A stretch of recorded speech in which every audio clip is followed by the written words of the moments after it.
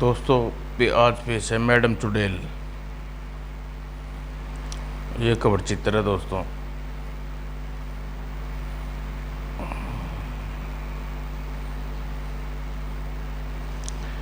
एक रात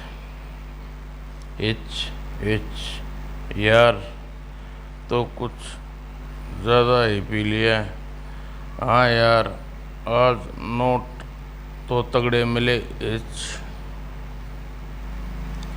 इनके डगमगाते कदम बता रहे हैं इन्होंने काफ़ी पी रखी है, लेकिन इतनी रात गई ये झूमते काज कहाँ से आ रहे हैं यारो।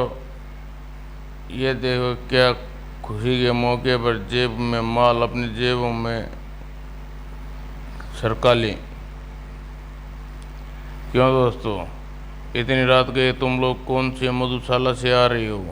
मेरे विचार से इस समय कोई बार खुला नहीं होगा। अबे गटर के दाने, इस तू हमसे सवाल करने वाला कौन होता है? इस मुझसे गुस्ताखी पसंद नहीं है। तड़ाक आह। और हमें तुम्हारे जैसे हाथ पर चलाने वाले पसंद नहीं हैं। तुम लोग पास छुरे देख कर स्पष्ट हो गया है कि तुम लोग कोई शरीफ इंसान नहीं हो। अच्छा होगा स्वयं को अपने बारे में बता दो। यह लो हमारा परिचय। तड़ाक साले, यह तुम हमारे हाथों से नहीं बचोगे। आह। तड़ाक डिशूं। आह हाय उफ हाय। क्यों दोस्तों, अगर पेट अच्छी तरह से न भरा हो तो कुछ और सेवा करूं? नहीं, बस। कौन हो तुम लोग? कहते हैं कि हम तुम्हारे जैसे लोगों के बाप हैं। कहते हैं कि हम तुम्हारे जैसे लोगों के बाप हैं, लेकिन शरीफ लोग हमें मेजर राकेश के नाम से पुकारते हैं। क्या मेजर राकेश? चलो अपने बारे में भी कुछ बता दो। हम लोग साधारण बदमाश हैं मेजर, और एक सेठ के गोदाम में कुछ पेटियां पहुंचा कर आ रहे हैं। पैसा तगड़ा मिला इसलिए ज़्यादा पी ली। भूल गए अपने तुमसे उलझ बैठे। कुछ पेटियां पहुंचाने के तगड़े नोट मिले। क्या था उन पेटियों में यह हमें नहीं मालूम नहीं, यहाँ बताना नहीं चाहते। ठहरो मेजर, हम पर यकीन करो। चलो तुम कहते हो तो विश्वास किए लेता हूँ, लेकिन कम से कम तुम मुझे यह ज़रूर बता सकते हो कि उन पेटियों को तुमने कहाँ से लाए थे और किस सेठ के गोदाम में पहुँचाया है।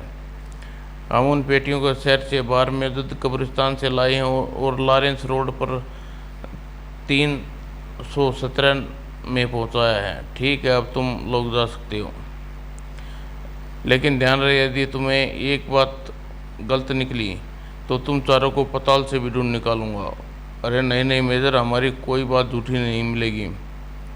और मेजर राकेश का इशारा पाते ही चारों वहाँ से भाग लिए। मुझे तुरंत उस ओर चेक करना चाहिए। यहाँ तो कोई सवारी मिलने की उम्मीद नहीं है। अच्छा होता कि मैं अपनी मोटरसाइकिल लेता आता, लेकिन कुछ दूरी तय करने पर क्यों न इस मोटरसाइकिल का प्रयोग करूं। लॉरेंस रोड यहाँ से काफ़ी दूर है। और पकड़ो चोर। माफ़ करना दोस्त, मजबूरी में यह चोर बनना पड़ा, लेकिन जल्दी पी ओ गश्ती पुलिस भी इसी समय पीछे लगना था। राजेश ने मोटरसाइकिल को फुल स्पीड दौड़ा दिया। बूम। किसी तरह लॉरेंस रोड पहुंचकर फिर यह गाड़ी छोड़ दूंगा। और कुछ देर बाद यही लॉरेंस रोड है, लेकिन पुलिस अब भी पीछे है। इस सामने वाली गली में चलकर पीछा छुड़ाता हूँ। गाड़ी तो यहीं खड़ी है, लेकिन उसके का दूर तक कोई पता नहीं। वह कोई साधारण उचक्का नहीं मालूम देता। लोग आसपास उसकी तलाश करो। वायरलेस हेडक्वार्टर से संपर्क करने फार्स बुलाता हूँ। Yes sir. उधर मेजर राकेश मकानों के नंबर देखता फिर रहा था। 225 इससे पिछले वाली गली में और अन्य गली में। गुड, यह मकान इसी लाइन में होना चाहिए। वह रहा 317 का द्वार पर ताला पड़ा है। पिछवाड़े से भीतर बांध कर भीतर प्रवेश होता हूँ। राकेश पिछवाड़े की खिड़की के रास्ते से उस मकान के भीतर दाखिल हो गया। कमरे में झांकने लगा। यहाँ तो सारे कमरे खाली पड़े हैं।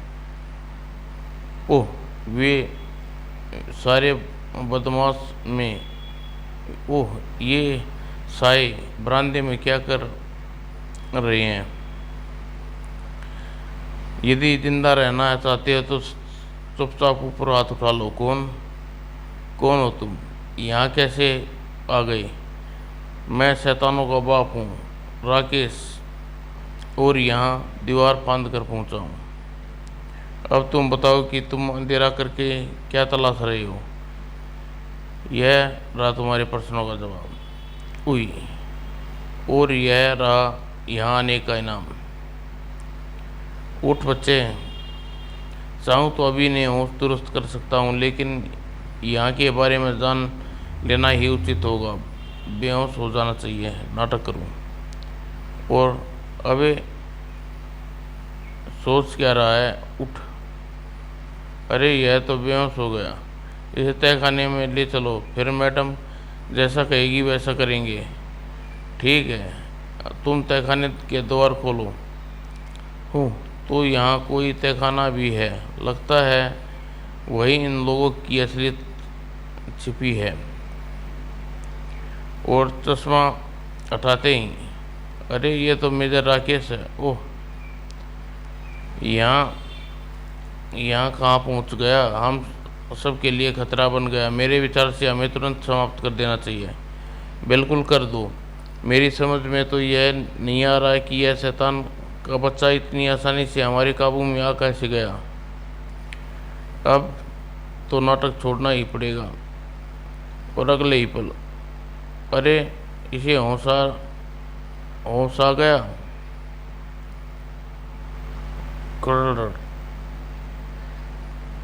और एक बात पता चली कि ये लोग किसी मैडम के अधीन काम करते हैं। तुरंत ही बदमाशों ने तो बताया था कि यह मकान किसी दामोदर सेठ का है। बस इन्हीं कंकालों के पास लिटा दो और इसके हाथ पांव बांध दो ताकि होश में आने के बाद गड़बड़ी न कर सके। तभी यार जरा इसकी आंखों का चश्मा हटाना। पता नहीं रात के समय यह चश्मा क्यों पहने हुए हैं।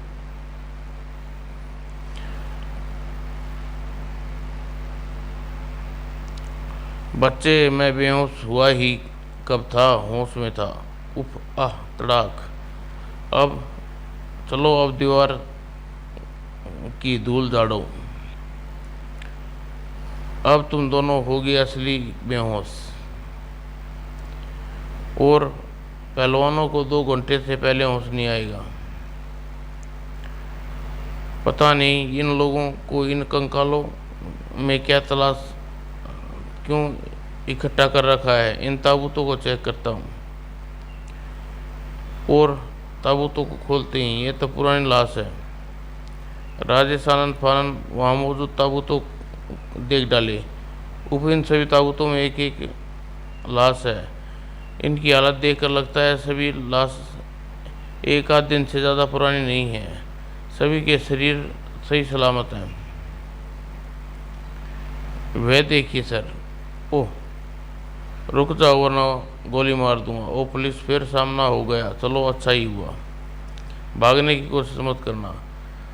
मुझे भागने की ज़रूरत नहीं है इंस्पेक्टर, बल्कि आपको मुझे पहचानने की ज़रूरत है। लीजिए, मुझे पहचाना मुझे? हाँ, मेजर राकेश। मेजर? हम मैं अब समझा। ज़रूर इन लाशों को बाहर कब्रिस्तान से निकाली गई हैं, परंतु प्रश्न यह पैदा होता है कि इन लाशों को इकट्ठा करना क्या चाहते हैं। फिर वहाँ मौजूद सारे सामान की तलाशी लेने के बाद अब मुझे यहाँ से निकल चलना चाहिए। इन ताबूतों भी कोई लाश होनी चाहिए, फिर भी अगर नज़र डाल लेना ही। अरे, इसमें मानव कंकाल है। लगता है ये दोनों इन ताबूतों को कहीं भेजने का प्रबंध कर रहे हैं। कहीं उस अज्ञात मैडम कंकालों को बेचने की स्मगलिंग करने का धंधा तो नहीं करती। ओ गॉड, मैं संयोग से किसी भयानक किस्म के लोगों में टकरा गया। अब मैं इन शैतानों को छोड़ूंगा नहीं।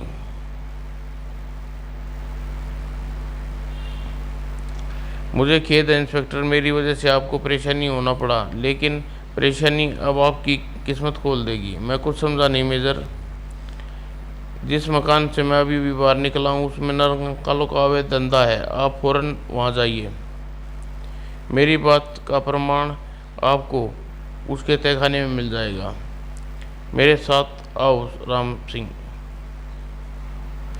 फिलहाल तो इतनी कार्रवाई ही काफ़ी है। कल इस मकान के मालिक और अज्ञात मैडम की खोजबीन करूंगा।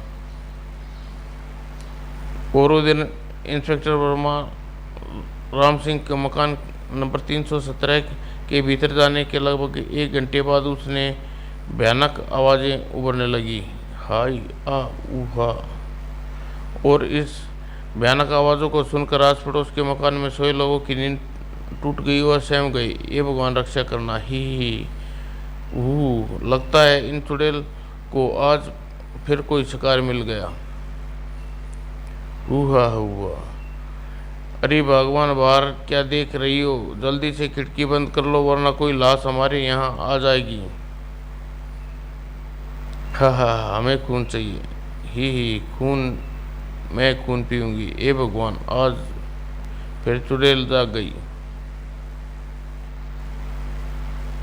और उधर मकान की चीख और डरावनी आवाज़ के मध्य में एक लाश हवा में उछली और इंस्पेक्टर वर्मा की लाश थी। उसी बाद सिपाही राम सिंह की लाश भी जैसे किसी महाशक्ति ने पूरी ताकत से बाहर उछाल फेंका। तभी राजेश की खोजबीन कर पुलिस दल वहां पहुंचा। अरे, यह तो इंस्पेक्टर वर्मा और राम सिंह मालूम पड़ते हैं। हे भगवान, इनके शरीर में बिल्कुल पीले पड़े हैं। जैसा लगता है जैसे इनके शरीर से किसी ने खून की एक बूंद निचोड़ ली। हेडक्वार्टर को खबर करनी चाहिए। आज की ताज़ा खबर, भूतिया मकान के सामने इंस्पेक्टर वर्मा और सिपाही राम सिंह की खून निचड़ी लाश मिली। अगले दिन। ओ माय गॉड, यह तो अनहोनी कैसे हो गई? Hello, SP Khan speaking. अगले ही पल, मिस खान, मैं जिंदा प्रेत बोल रहा हूँ। ओह, तुम राजेश शर्मा? Yes mister Khan. दरअसल मैंने लॉरेंस रोड पर स्थित मकान नंबर 317 के बारे में मालूम हासिल करके आपके लिए फ़ोन किया था। भूतिया मकान? वही भूतिया मकान जिसके बाहर कल रात इंस्पेक्टर वर्मा और एक सिपाही की लाश मिली थी। मैं कुछ समझा नहीं मिस्टर खान, खुलासा करके बताइए। तो सुनो, वह मकान और उसके आसपास जितने मकान हैं 1 साल से ज़्यादा समय से खाली पड़े हैं और वहाँ लोगों का कहना है कि वह किसी चुड़ैल का वास है जो वहाँ आने वाले आदमियों का खून पी जाती है। वो आपका क्या मानना है? क्या वह मात्र बकवास है या हकीकत? वास्तव में मेरा पाला नहीं पड़ा। वहाँ के लोग का कहना है कि मकान में अक्सर रात को भयानक आवाज़ें आती हैं और जब भी आवाज़ें आती हैं तो अगले दिन बाहर किसी आदमी की अभागे की खून निचली लाश मिलती है। और यह वास्तविकता ही हमारे विभाग में 1 साल से कम से कम 1 दर्जन से ज़्यादा खून निचली लाश वहाँ से मिल चुकी हैं। लेकिन मकान के चप्पे चप्पा की तलाश लेने के बावजूद हमें वहाँ कुछ नहीं मिला। वो क्या आपको मालूम है उस मकान में एक तहखाना है? इसका मतलब यह हुआ कि आप तहखाने के बारे में नहीं जानते। वह तहखाना हमारी जानकारी में है, लेकिन इससे पहले हमें वहाँ कुछ नहीं मिला और ना ही कल। क्यों? तुमने कैसे मालूम कि वहाँ कोई तहखाना भी है? लेकिन मिस्टर खान, कल रात मैं वहाँ गया था और मैंने वहाँ ताबूतों में से किसी में लाशों ताबूतों में बहुत सी लाशें देखी तथा वहाँ नरकंकाल भी थे। इम्पॉसिबल। मैं जानता था आपको विश्वास नहीं होगा, लेकिन यह वास्तविकता है। खैर, आप मुझे बताइए कि मकान का मालिक कौन है और कहाँ रहता है? कोई नहीं। हाँ, किसी समय उस कोठी का मालिक सेठ दामोदर था, जो अब इस दुनिया में नहीं है। कई वर्ष हुए हैं उसकी कार दुर्घटना में उसकी पत्नी, वह भी जरूर था, मृत्यु हो गई। कार दुर्घटना में उसकी मृत्यु हो गई थी तथा उसकी कोई संतान नहीं थी, इसलिए मकान वीरान हो गया। सेठ दामोदर कुछ रिश्तेदार ने वहाँ आकर रहना चाहा, लेकिन वे सब उस कथित चुड़ैल द्वारा मारे गए। अब यह मकान खाली पड़ा है। जानकारी देने के लिए शुक्रिया मिस्टर खान। मैं अपने ढंग से इस केस की छानबीन करूँगा। बाय। निराश होकर राजेश वापस अपने निवास पर लौट आया। कल मैं एसपी खान से मिलूँगा ताकि वहाँ बदमाशों की रिकॉर्डिंग फ़ोटो देखकर अपनी पहचान कर सकूं। और फिर अगले दिन, good morning Khan. Mister Khan, कौन हो तुम और बिना इजाज़त भीतर कैसे चले आई? आवाज़ से नहीं, चेहरे से अवश्य आप मुझे पहचान लेंगे। मिस्टर खान, ओ तुम? मैं इस शहर के तमाम बदमाशों की फ़ोटो देखना चाहता हूँ। मिस्टर खान, आपके पुलिस रिकॉर्ड में मौजूद है। अभी मंगाता हूँ, तुम बैठो तो सही। फिर एसपी खान एक सिपाही को बुलाकर शहर में ब्लैक लिस्ट बदमाशों की फ़ोटो रिकॉर्ड लाने के लिए भेजा। यह तुम्हें बदमाशों की फ़ोटो देखने की क्या ज़रूरत पड़ गई मेजर? और जब मेजर राकेश उस केस में कूद पड़ा, जल्दी ही तमाम रहस्यों से पर्दा उठ जाएगा और पुलिस का सरदर्द भी खत्म हो जाएगा। धन्यवाद मेजर। और राजेश ने एक गुंडे का मेकअप कर लिया था। यह मामला तो बेहद उलझा हुआ है। सबसे पहले उस शराबी बदमाशों की तलाश करनी होगी ताकि यह पता चल सके कि उनके काम में लेने के लिए रुपया देने वाला व्यक्ति कौन था। कुछ देर बाद वे बदमाश किसी बदमाश अड्डे पर ही मिल सकेंगे। यहाँ तो उनके कोई नहीं है, यहाँ भी नहीं है। आकाश उन बदमाशों की खोज करते रात हो गई। कमाल है, शहर में एक बदमाश का अड्डा छान मारा, लेकिन उनका कुछ पता नहीं।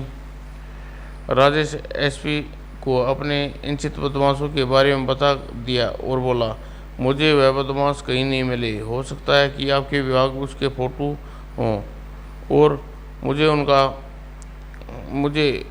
उन तक पहुंचने में मदद मिल सके हूँ। सिर दी, यह रही फाइल सर। इन फाइल हाँ साहब को दो। आकाश फाइल देखने लगा। जल्दी। हाँ, यही है उन चारों में से एक। लाओ, मुझे दिखाओ। अब समझ गया, इनके बाकी तीनों साथी साबिर, बाकी छोटेलाल ही होंगे। चारों हमेशा साथ मिलकर गैरकानूनी काम करते हैं। कहो इन्हें यहाँ बुला दूँ? कोई ज़रूरत नहीं है, स्वयं इनसे जाकर मिल लूँगा। यह तो रमाकांत का कुंज बदमाश काली है।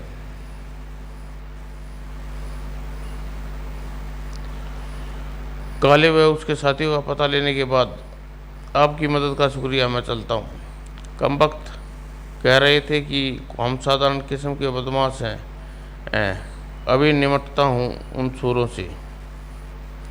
लेकिन वह राजेश एक ठिकाने पर पहुंचा। अरे, यहाँ भीड़ कैसी? जरूर कोई गड़बड़ मालूम होती है। क्यों भाई, क्या हुआ? वही हुआ साहब जो एक न एक दिन होना था। इन चारों बदमाशों को कल रात एक साथ आत्महत्या कर ली। इन शैतानों में से इनका और उन शैतानों से हम सब का पीछा छूट गया। ओह, अच्छा हुआ भाई जो उन्होंने आत्महत्या कर ली, वरना हमें एक इतने जुल्म और इतने जुल्म से कानून बचा पाता, और न शायद भगवान। ठीक कहते हो भाई, कमबख्त ने जीना आराम कर रखा था और मकान के भीतर हूँ, यही चारों हैं, लेकिन इन्हें आत्महत्या क्यों की? वह भी खाने पीने के मध्य। कहीं इनमें से कोई रहस्य तो नहीं छिपा? तभी लोगों का निरीक्षण करता हुआ राकेश चौकारी, इन लाशों में खून की एक बूंद भी मालूम नहीं पड़ती। इसका मतलब हुआ कि इनकी आत्महत्या नहीं बल्कि इनकी हत्या की गई है, और हत्या करने से पहले इनका रक्त निकाला गया है। वो लगता है पुलिस पहुंच गई। मुझे बेकार के प्रश्न से बचने के लिए तुरंत निकल जाना चाहिए, और बाहर निकलने के लिए एक खिड़की ठीक रहेगी। फिर राकेश खिड़की द्वारा मकान से बाहर निकलकर चक्कर काटता हुआ मोटरसाइकिल तक पहुंचा। अब केस आगे बढ़ाने के लिए मुझे सूत्र हाथ से निकल गई। पीछे हटो भागो यहाँ से। खैर, आज रात मैं शहर से बाहर कब्रिस्तान को चेक करूँगा। अगर मुजरिम वास्तव में कंकालों का धंधा करता है तो कब्रिस्तान में गड़े मुर्दे निकालने के लिए ज़रूर कोशिश करेगा। वह रात राजेश ने कब्रिस्तान को चेक किया। पूरी रात विभिन्न कब्रिस्तानों के चक्कर काटते गुजर गई, लेकिन कोई गड़बड़ी नजर नहीं आई। हो सकता है खतरे को भांपकर पुलिस सतर्क हो, मुजरिम सतर्क हो गया हो, इसलिए लाशों को नहीं चुरा रहा हो। मुझे कुछ दिन और कब्रिस्तानों में रहकर चक्कर लगाने होंगे, कभी तो कमबख्त ने सामना होगा। और कई कब्रिस्तानों के चक्कर काटने के बाद एक रात, ओह, तो 2 आदमी किसी की कब्र खोद रहे हैं। जरूर यह उसी मैडम से संबंधित होंगे। जल्दी वे भूतिया मकान के बराबर वाले मकान के पिछवाड़े में जाकर रुके, जहाँ गंदगी का ढेर था। हम भूतिया मकान के आसपास खाली मकानों पर भी इतना कब्जा है इनका। तभी वह मकान कुछ कंकाल प्रकट हुए। ये कंकाल तो अच्छे खासे इंसान की तरह चल फिर रहे हैं, और जल्दी लाश को बाहर निकालो।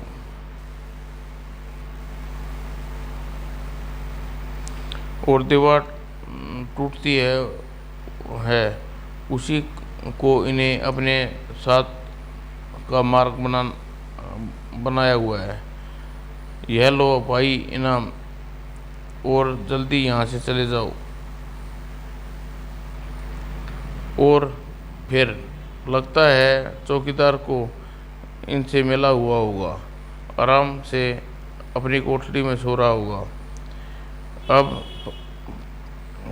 इन पर अब समय हाथ नहीं डाल, इनका पीछा करना उचित होगा। यदि ये लाश बाहर निकालो ताकि यह पता चल सके कि यह लाश को कहाँ ले जा रहे हैं। और क्या क्या और खोदें? नहीं, रहने दो, आज 3 लाश काफ़ी हैं। फिर गाड़ी में सवार होकर वे चल पड़े। आकाश का पीछा करने लगा। कुछ देर पीछा चलता रहा। फिर, अरे ये लोग तो लॉरेंस रोड की ओर जा रहे हैं। इनका ठिकाना 317 मकान नंबर है। उनके चले जाने के बाद राकेश भी उस मकान में प्रवेश किया, और एक कमरे में, ओह, यहाँ से गुप्त द्वार है। तभी, क्या तुम्हारे पास माचिस होगी? कौन हो तुम? ही, तुम लोग मुझे मैडम चुड़ैल कहते हैं। कहने के साथ ही युक्ति की आंखों से चश्मा उतार दिया। Oh no! और तभी राकेश बेहोश होकर फर्श पर लुढ़क गया।